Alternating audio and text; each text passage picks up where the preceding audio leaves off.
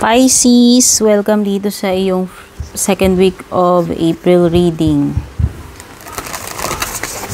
Please don't forget to like, share, follow, subscribe para po sa mga bago dito at para sa mga datihan na maraming salamat po sa palaging pagsuporta, pag-aabang panonood, appreciate ng ating mga readings.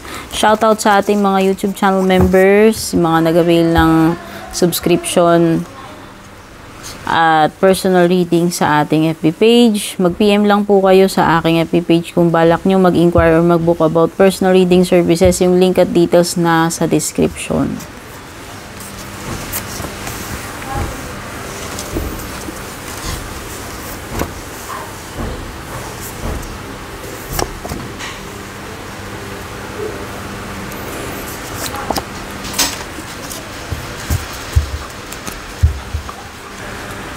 Okay, so nakikita ko dito, Kuan Yin, no? Compassion. So, if you are seeking for kindness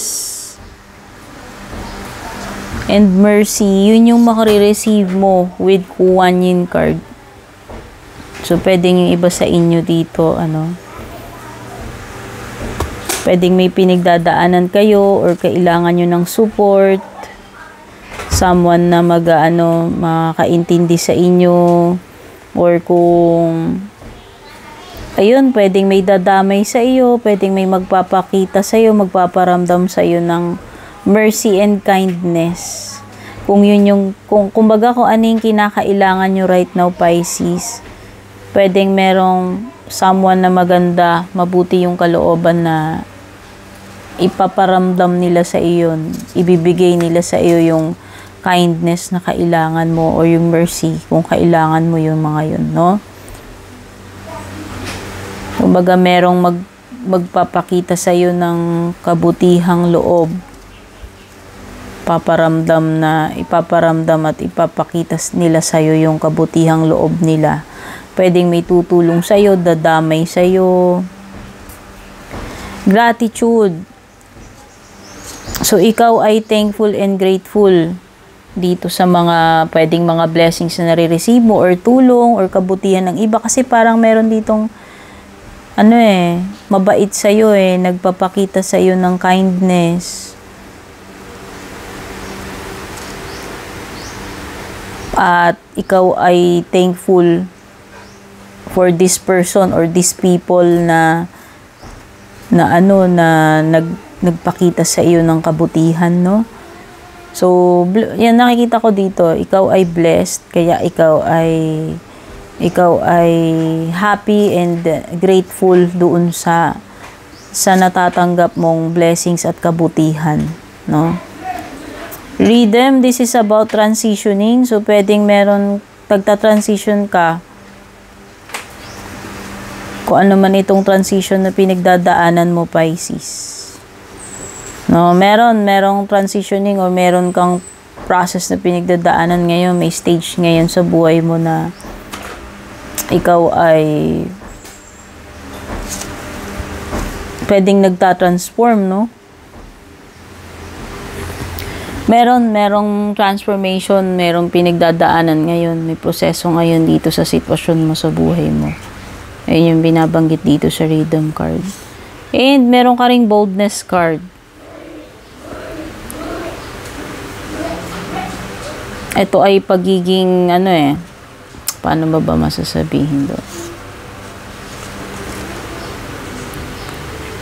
Pagiging, okay. So, itong si Freya, si Boldness card, it is stepping into your power. Pagiging bold, malakas ang loob.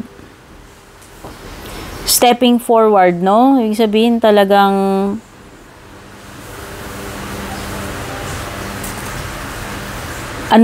parang malakas yung loob mo or paano ba? Confident yan. Pagiging confident na mag-move forward. Yun yung nafe-feel ko dito kay Freya. So, ibig sabihin, Kailangan lakasan mo loob mo. Kailangan kailangan mo maging confident dito sa gagawin mo. Ano ba tawag dun? Yung may term hindi ko masabi. May naisip ako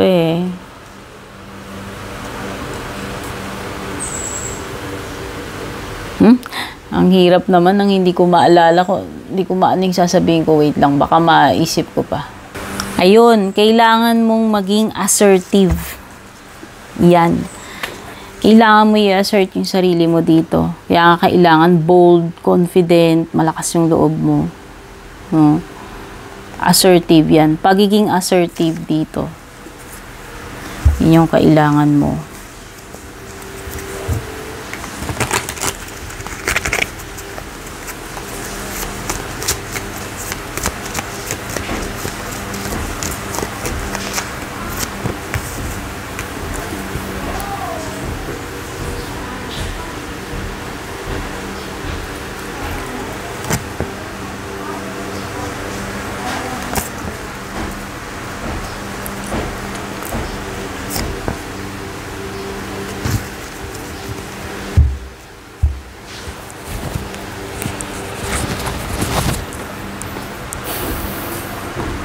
Moon card, ibig sabihin may Pisces energy. Ayan, Pisces, ikaw. Pwedeng ikaw to or another Pisces. No? Kung meron pa isa pang Pisces dito sa situation mo. Merong 8 of Cups sa card of abandonment or moving forward. May pagtalikod, no? Hindi ko alam ano ba tong bagay na to na kumbaga parang iiwanan mo na for good, tatalikuran mo na for good.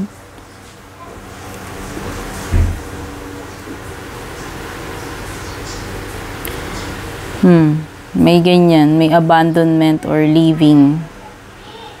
Hindi ko alam kung ano tong bagay na to na ready ka na Ready ka na na i-give up, no? Parang ready ka nang i-give up or talikuran itong bagay na ito na tinutukoy ng 8 of Cups. Kung ano man yan. No? Pwedeng relationship, pwedeng hindi rin. No? Halimbawa, i-give up mo na itong trabaho na ito at balak mong mag-explore ng opportunity mo sa ibang lugar, no? Pwedeng ganun. Meron ka kasi parang dito meron kang parang i-give up na. Tatalikuran Pisces. Yun yung sinasabi ni 8 of Cups. Tao man yan, bagay, sitwasyon, no? At ayan, bala ka nang magsimula uli Willing kang mag-try. Malakas yung loob mo rito, Tama nga yung boldness card mo. Meron kang the Fool dito, Parang may bago kang i-explore. Panibagong chapter to para sa iyo. Kasi, diba, sabi ko sa iyo, you are transitioning dito sa Morrigan card. May transitioning na nagaganap sa iyo.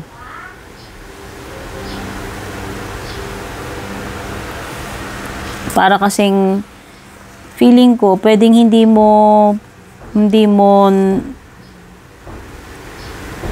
pwedeng hindi ka na rin masaya dito sa 8 of Cups or pwedeng feeling mo hindi ka dito aasenso or feeling mo hindi ka fulfilled or kontento or happy dyan. Kaya nga willing kang i-give up na lang yan para maghanap ng kung saan ka mas magiging successful, fulfilled, happy, no? Yun yung napipil ko rito sa energy mo. At willing ka magsimula ng panibago. No, exploring ka dito. May panibagong experiences, panibagong journeying, panibagong panibagong chapter. O, love life man yan, career, or kung ano man. Kung ano po yung nakaka-relate sa inyo.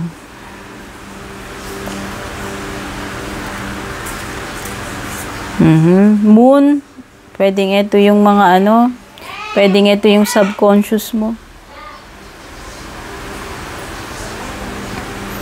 Pwedeng yan yung mga feelings mo na hindi mo alam na meron ka palang ganyan. Or pwedeng, yun na nga, pwedeng yan. Pwedeng sumasalamin yan sa mga ini-imagine mo, mga nararamdaman mo sa ngayon, fears, emotions, insecurities, etc. Basta yung mga pwedeng nasa subconscious mo or yung mga tinatago-tago mo sa sarili mo. No, pwedeng may mga ganito eh. Pwedeng mga secrets, no? Moon eh. Minsan yung moon na yan, may mga hidden, may mga nangyayari dito sa ano mo, sa background na hindi ka aware, hindi mo alam, no?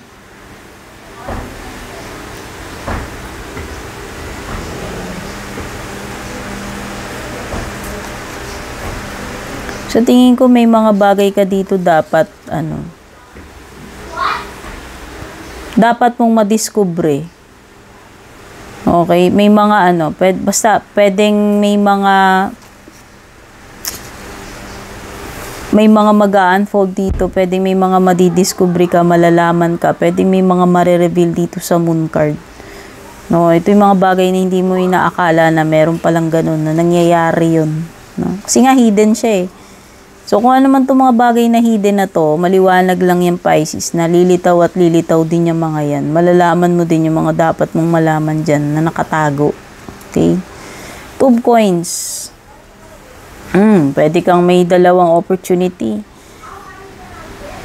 Okay? May at least may dalawang options ka dyan. Makakapili ka dito, Pisces. Ayan,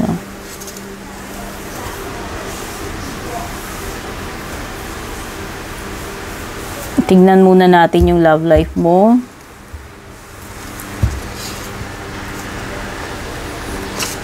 Either may dalawa kang choices dito or nagmo-multitask ka, no? Meron kang dalawang roles or dalawang bagay na ginagawa at the same time, no? May mga pinagsasabay ka dyan.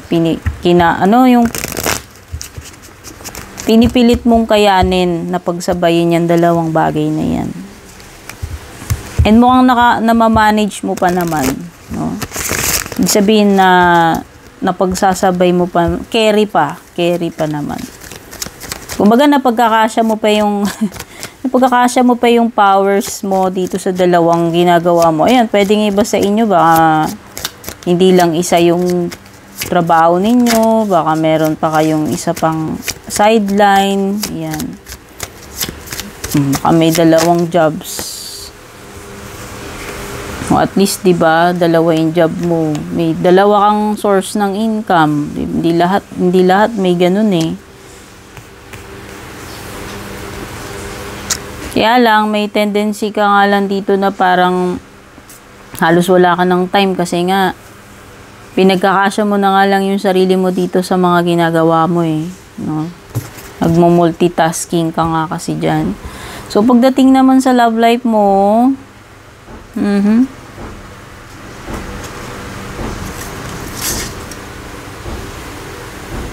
ano ba to? Ba't ganito yung mga nakukuha kong card? Palaging mga player.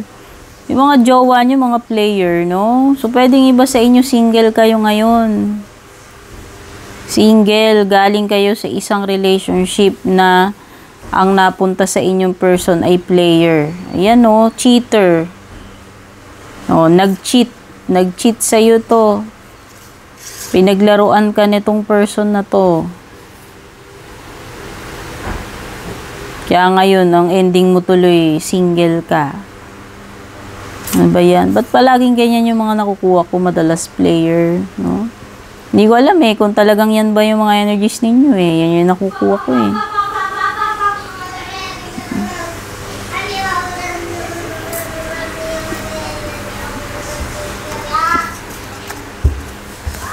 So, pwedeng hindi ko alam kung hanggang ngayon Hindi ka pa rin ba makaget over dito sa ginawa sa'yo? Hindi ka pa rin nakamove on. Kasi ayan o, missing. Pwedeng naiisip-isip mo pa rin itong person na to sa kabila nung ginawa niya na yan, pag-cheat. Okay? Ang tanong, kung ikaw yan na naiisip-isip mo siya, naiisip ka rin kaya niya, Pisces? Okay, yun lang, pwedeng kung hindi mo naman siya nami-miss, pwedeng yun lang, hindi ka, pwedeng naaala-alala mo lang yung nakaraan, lalo na syempre kung naging cheater player yan sa'yo, no? So, pwedeng may mga hindi ka makalimutan dito. Pwedeng naaalala mo, nagbabalik-balik sa'yo yung mga memories niyan, no? Pero kung mag-alala, makaka-move on ka rin, makaka-recover ka rin dyan. Kasi kailangan mo, di ba? Pisces, tama ba? Imagination. Sabi nga nila niisip mo,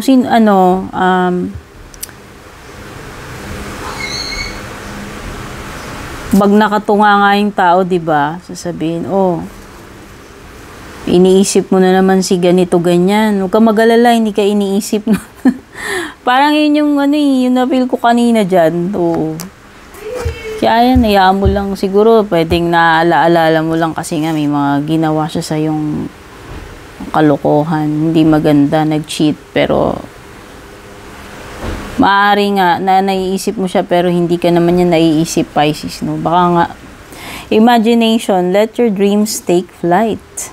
Patience, through the darkness to the light, new beginnings, take a fresh look at life. Ayan na nga, magsimula ka na lang ng panibago. May new beginnings ka rito. Tamang-tama siya with the Fool. Meron talaga. At saka itong transitioning mo na lumalabas kanina. So, hindi ko alam kung ano tong bagong simula ngayon sa buhay mo. Kung meron tong kinalaman sa career, sa love life, ikaw ang nakakaalam nito, Pisces. Pero ang ano lang noon ay mabibigyan ka ng panibagong chance, panibagong simula. At ayan andito na yung Fool mo andito na yung new beginnings card mo. Ang importante dun makakapagsimula ka uli. Kahit ano pang naging ending mo dyan. Importante yung panibagong simula. Panibagong chance, opportunity. Kaya ayan let your dreams take flight, no? Halimbawa, kung nakaranas ka man ng failure, at least Pisces ngayon, may bagong opportunity sa'yo. Pwede ka uling magsimula. Mag-try, no? Try and try until you succeed, di ba? Pag nadapa, tayo, pagpag lang, and then, continue na uli. Move on. Ganun lang yun So, nakikita ko nga dito, mabibigyan ka ng clean slate. Clean slate, panibagong fresh na papel. No, blank ko uli. At ikaw uli ay magsusulat doon sa blank page na pinagkaloob sa iyo. Ibig sabihin, ikaw magki-create ka uli ng iyong ng iyong kapalaran doon sa panibagong canvas na ibinigay sa iyo. Panibagong opportunity or chance na baguhin. So, halimbawa, hindi nag-work yung una, relationship man yan, or kung ano man, mag-fail ka. O, di try mo uli. Diba? Patience, through darkness to the light. Ito na yung transitioning mo. Yung Morrigan card. So, sabi ko nga kanina, pwedeng may proseso, may pinagdadaanan ka, may transformation. At ito yon. Ang ibig sabihin ng neto, parang mala Six of Swords energy. Na kung saan, from troubled waters, lumilipat ka sa sa more peaceful waters. Ibig sabihin, improvement. Improvement ito sa sitwasyon mo. Lilipat ka na lilipat ka na sa better. Eight of Cups and Six of Swords energy. Parang ganun to. From darkness, mapupunta ka sa kaliwanagan. Ito na yon yung moon. Kung may mga hidden dito, diba sabi ko may marireveal. Yan din yun. Okay, Pisces, take care and God bless. Babush.